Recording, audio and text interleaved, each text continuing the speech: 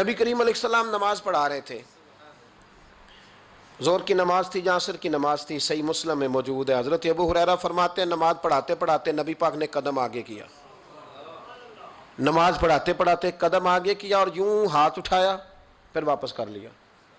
اب نماز پڑھ کے نا تو سلام پھیرا تو صحابہ عرض کرنے لگے یا رسول اللہ صلی اللہ علیہ وسلم وہ نماز میں پیر بھی آگے کیا تو ہاتھ بھی اٹھایا، تو وجہ کیا تھی؟ اب پہلا سوال تو یہ ہے کہ آپ لوگ نماز پڑھ رہے تھے یا حضور کو دیکھ رہے تھے؟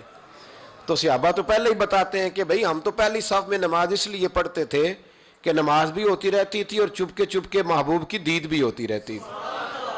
حضور سے پوچھا یا رسول اللہ وہ نماز پڑھتے پڑھتے قدم آگے بڑھایا آپ نے تو پھر پیچھے کر لیا، کیا تھا؟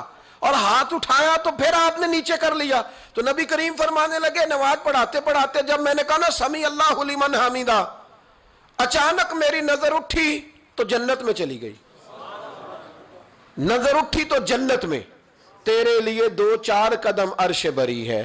تو محبوب فرماتے ہیں جب میری اوپر نظر گئی نا تو میں نے دیکھا کہ انگوروں کا ایک خوشہ لٹک رہا ہے جنت میں، تو میں نے ہاتھ بڑھایا کہ توڑ لوں۔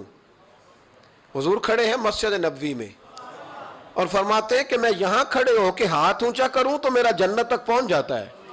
فرمایا میرا ارادہ ہوا کہ وہ خوشہ جنت کا توڑ لوں، اور ذرا میں نے پیر آگے بڑھایا ہی تھا تو میرے دل میں خیال آیا کہ جنت راز ہے تو راز ہی رہنی چاہیے، یہ راز کھول گیا تو مزہ نہیں آئے گا، تو میں نے پھر وہ ہاتھ واپس کر لیا۔ صحابہ کہتے ہیں جب نبی کریم نے یہ بیان کیا تو ہمارے چہرے نہ تجسس سے کھیل اٹھے، تجسس سے ہم کوئی بات اور بھی سننا چاہتے تھے۔ تو محبوب فرمانے لگے اگر میں وہ خوشہ توڑ کے لے آتا اور تمہیں دے دیتا تم قیامت تک بھی کھاتے رہتے تو تم سے ختم نہیں ہونا تھا۔